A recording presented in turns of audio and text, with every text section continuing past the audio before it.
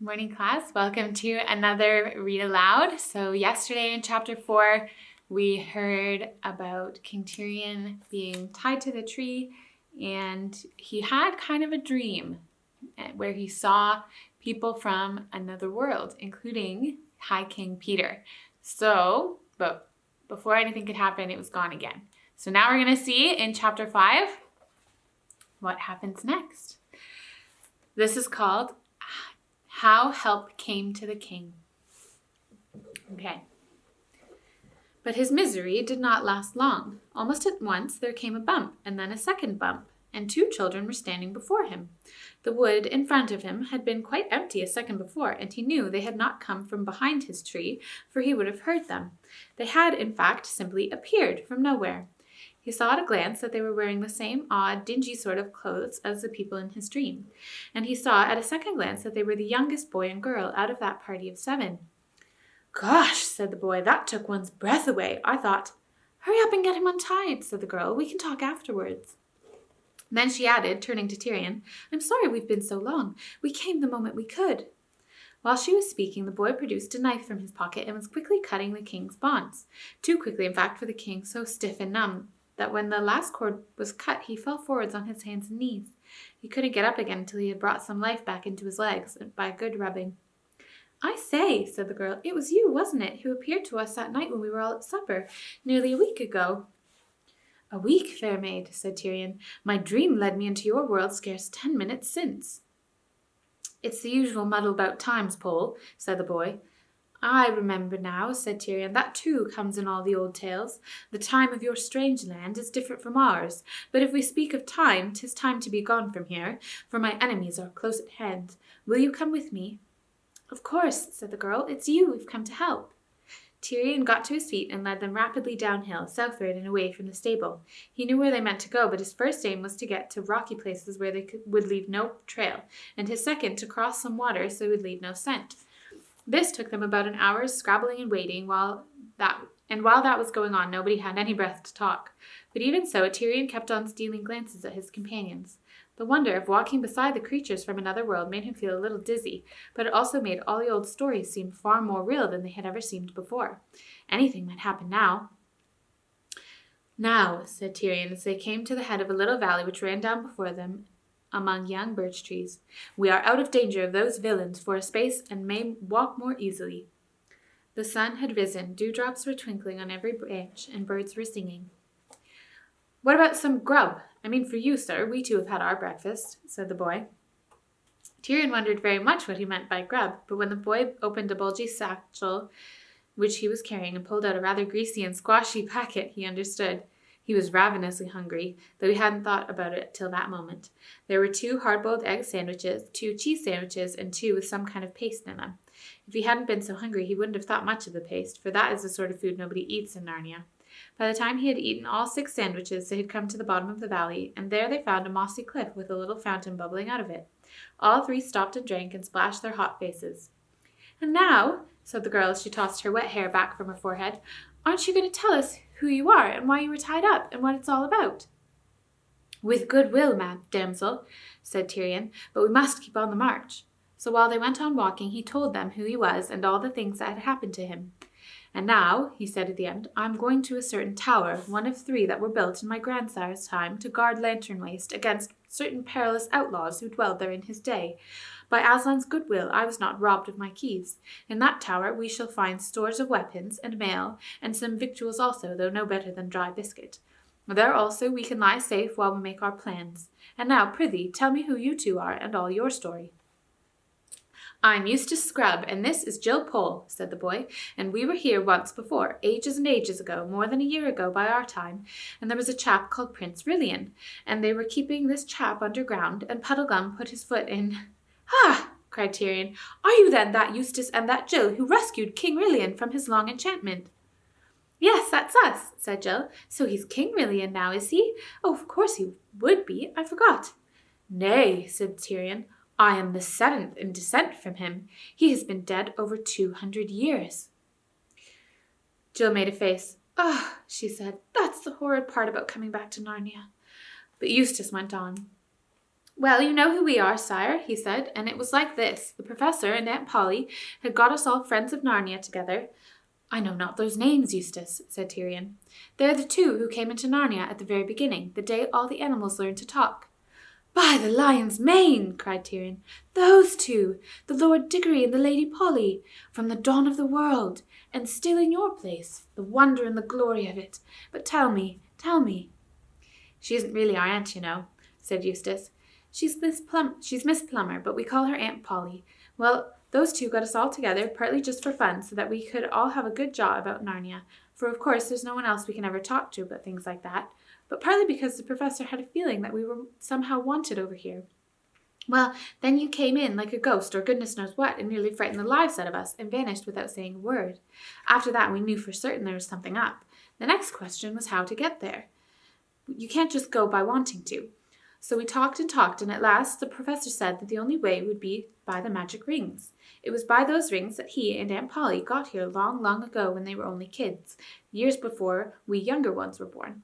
But the rings had all been buried in the garden of a house in London. That's our big town, sire. And the house had been sold, so then the problem was how to get at them. You'll never guess what we did in the end. Peter and Edmund, that's the High King Peter, the one who spoke to you, went up to London to get into the garden from the back early in the morning before people were up. They were dressed like workmen, so that if anyone did see them, it would look as if they'd just come to do something about the drains. I wish I'd been with them. It must have been glorious fun. And they must have succeeded, for next day Peter sent us a wire. That's a sort of message, sire. I'll explain about it some other time. To say he'd got the rings. And the day after that was the day Pole and I had to go back to school. We're the only two who are still at school, and we're at the same one. So Peter and Edmund were to meet us at a place on the way down to school and hand over the rings. It had to be us two who were going to Narnia, you see, because the older ones couldn't come again. So we got into the train. That's the kind of thing people travel in our world.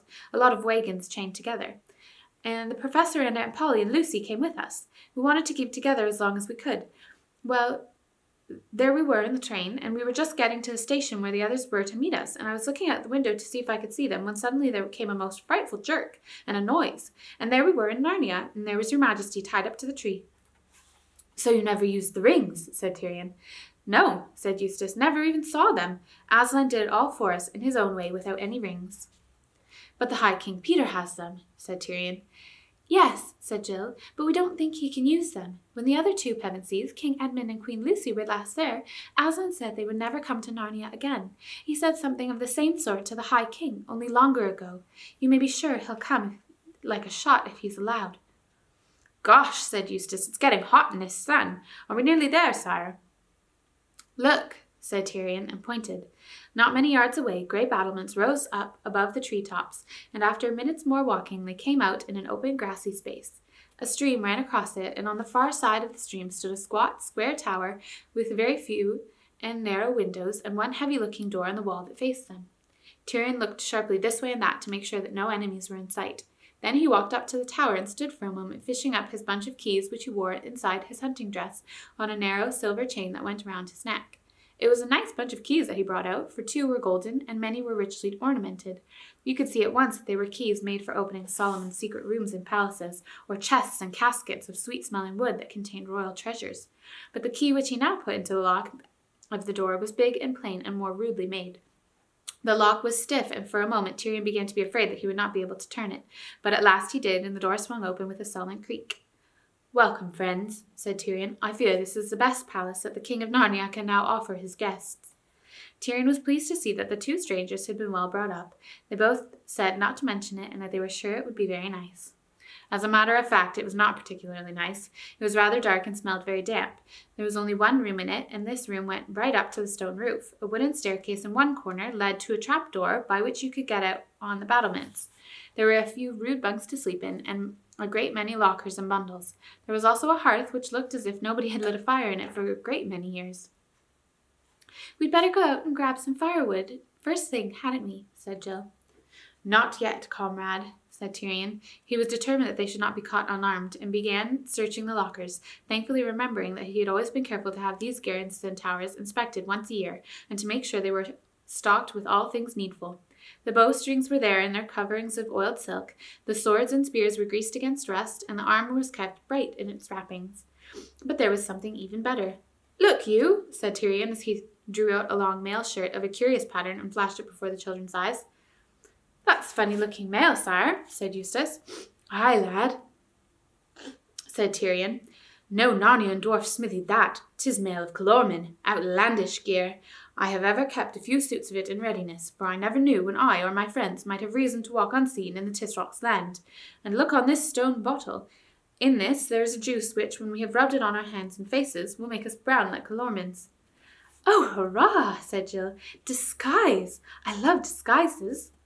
Tyrion showed them how to pour a little of the juice into the palms of their hands, then rub it well over their faces and necks, right down to the shoulders, and then on their hands right up to the elbows. He did the same to himself. "After this has hardened on us," he said, "we may wash in water and it will not change. Nothing but oil and ashes will make us white Narnians again. And now, sweet Jill, let us go see how this mail shirt becomes you. 'Tis something too long, yet not so much as I feared. Doubtless it belonged to a page in the train of one of their Tarkans." After the mail shirts, they put on Calormen helmets, which are little round ones fitted tight to the head and having a spike on top. Then Tyrion took long rolls of some white stuff out of the locker and wound them over the helmets till they became turbans, but the little steel spike still stuck up in the middle.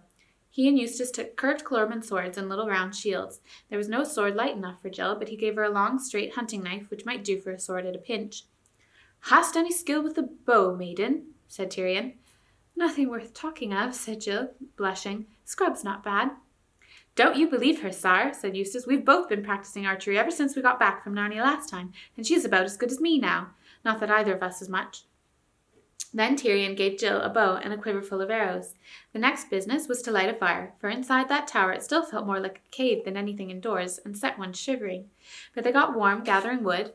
The sun was now at its highest, and once the blaze was roaring up the chimney, the place began to look cheerful. Dinner was, however, a dull meal, for the best they could do was to pound up some of the hard biscuit which they found in a locker and pour it into boiling water with salt so as to make a kind of porridge. And of course there was nothing to drink but water. "I wish we'd brought a packet of tea," said Jill. "Or a tin of cocoa," said Eustace. "A firkin or so of good wine in each of these towers would not have been amiss," said Tyrion. And that is today's chapter.